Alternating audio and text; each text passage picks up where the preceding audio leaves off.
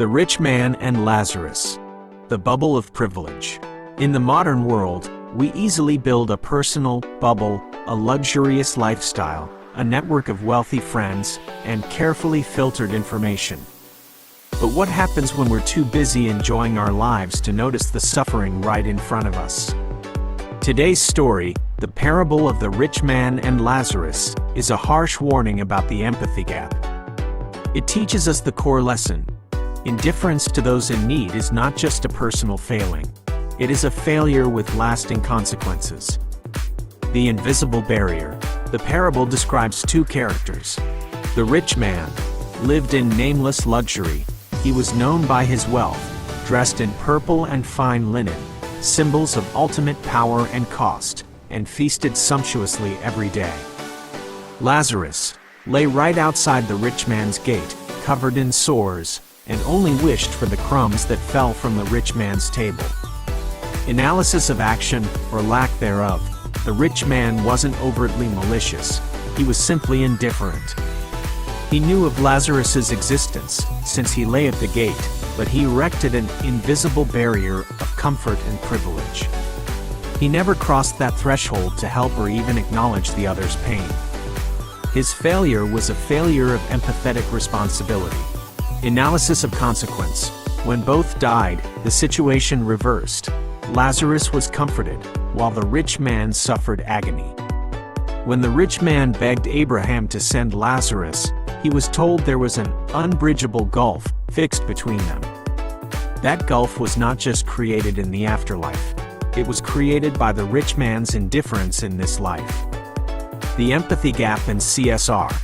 This parable is foundational for corporate social responsibility, CSR, and the necessity of active empathy, the empathy gap. In business, this is the failure to understand and address the needs of those outside the target customer or inner circle. Companies can become so focused on profit that they completely miss their social impact or community needs. Corporate social responsibility, CSR. What is your company's daily feasting, profit, resources? Who is your Lazarus? Exploited frontline workers, polluted local communities, the needy in your supply chain. True CSR is not an optional marketing campaign, but the act of tearing down the barrier of indifference and actively addressing the problems you know exist. The lesson is, wealth is not the problem. The problem is using that wealth to build a wall that separates you from social responsibility. Application in ethical leadership and personal culture. How do you close the empathy gap and overcome the invisible barrier? Ethical leadership. A leader must have a vision not only for profit but also for the broader impact of the organization. Don't just live in the executive suite. Take time to understand the experience of frontline employees, the needy outside the gate, and the affected communities of your operations. Active empathetic action. Don't just wait for crumbs to fall. Actively allocate resources, time, and attention to where your help will create the greatest impact. This is the difference between passive giving and strategic intervention. Breaking the personal bubble. In personal life, proactively seek out experiences outside your comfort zone. Exposure to different perspectives and different pains is the only way to maintain sensitivity and responsibility. Transparency and publicizing strategy. The trap of exclusive information. In every organization, important information often starts in closed-door meetings, internal emails, or private conversations. But if that strategic information is kept within a small circle, where will the organization go? The ancient saying, "What I tell you in the dark, speak in the light," and "what you hear whispered in the ear, proclaim on the housetops," is a core principle of transparency. It teaches us this lesson. An organization's success requires publicizing its internal strategies so everyone shares a common direction and purpose. The need for communication and impact. Jesus spoke these words while preparing his disciples for a greater task. In the dark, whispered in the ear, represents internal strategic information. These are sensitive discussions, initial directions, or core decisions made by the leadership team or senior management. Proclaim in the light, Proclaim on the housetops. The housetop is the highest point, where everyone in the village could hear. This symbolizes structured and public communication. The goal is to ensure the most vital information is communicated to every level and every person in the organization. Analysis of need.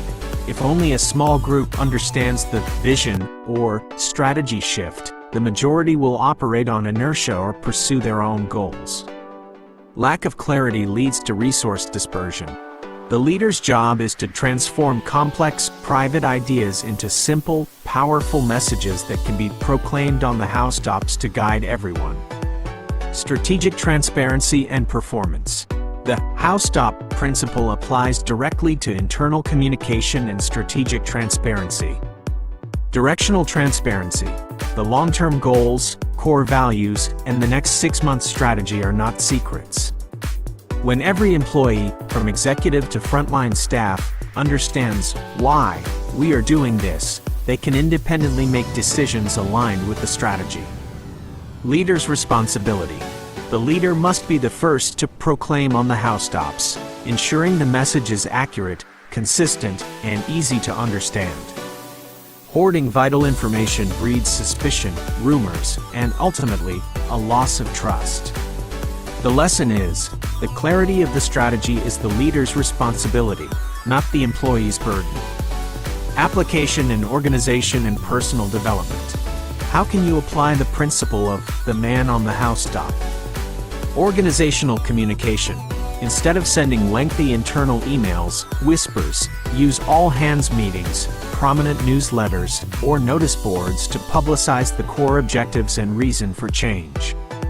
Simplify complex messages into 3 key points everyone can remember. Personal leadership. When setting a personal goal, e.g., launching a startup, learning a new skill, proclaim it on the housetop, share it publicly with friends, colleagues. Goal transparency creates external accountability and makes it harder for you to quit. Overcoming fear. Transparency requires courage. You must accept that when the message goes public, it will be questioned and criticized. But criticism from someone who sees the path is still better than blind compliance from someone who doesn't know the purpose. Today, what secret information in your work or personal life do you need to proclaim on the housetop to create clarity and accountability? Will you choose the comfort of privacy or the power of transparency? Aimless accumulation and hoarding risk. The false belief in security. In the modern world, we are taught that accumulation is the key to security. We gather assets, stocks, and real estate, believing that the larger the fortune, the more stable our lives. But what happens when accumulation becomes the ultimate goal instead of the means? Today's story, The Parable of the Rich Fool, is an uncompromising warning about hoarding risk. It teaches us the core lesson: wealth without purpose is folly, and accumulation can become worthless in a single moment. The I and years mentality. A wealthy man had a bountiful harvest.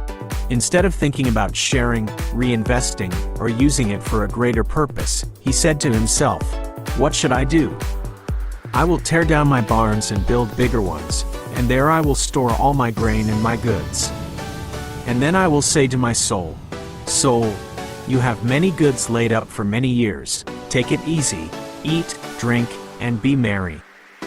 Linguistic analysis. The parable emphasizes self-centeredness.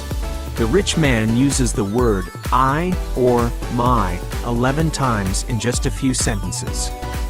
The wealth is his, the decision is his, and the sole beneficiary is his soul. Strategic analysis. His strategy is passive hoarding. He has no growth plan beyond storing. He assumes the stability of time, many years, and his own immortality. Failure analysis. That very night, God said to him, "You fool. This very night your soul is required of you, and now who will own what you have prepared?" His wealth, accumulated with self-satisfaction, instantly became meaningless. Succession planning and purposeful use. The rich fool's failure is a failure of succession planning and strategic vision. Hoarding risk. Like the rich man's barns, Keeping too much unutilized cash or assets is an opportunity wasted. Assets must be distributed, reinvested, or used to create new value. The mission of wealth is to flow, not to stagnate. Succession planning. He had no plan for the use or distribution of his wealth after his death. All his goods became purposeless overnight. Legacy is not a bank balance. Legacy is the impact you leave behind after you are gone. The lesson is, your greatest asset is not the money you keep, but the value you create through the use of that money. Application in finance and organization. How do you avoid becoming the rich fool in this era? In personal finance, don't just save or accumulate passively. Ensure a portion of your wealth is invested in socially impactful projects or distributed for a greater purpose. View your money as seeds that need to be sown, not as firewood to be stacked. In organizational leadership, companies that hoard excessive profits without reinvesting in R&D, employees, or market expansion also fall prey to hoarding risk. Holding onto resources for too long makes you obsolete. Always have a clear leadership succession plan and a capital reinvestment plan. Purpose mindset. Always ask, what is the ultimate purpose of my hard work and accumulation? If the answer is merely, so I can take it easy, eat, drink, and be merry, you are on the rich fool's path. Today, will you be the one building endless barns, or the one sowing the seeds of your fortune? Remember, time is the most finite resource.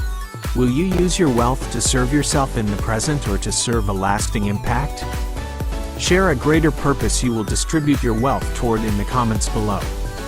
And don't forget to subscribe so you don't miss the next insightful lessons. See you again soon.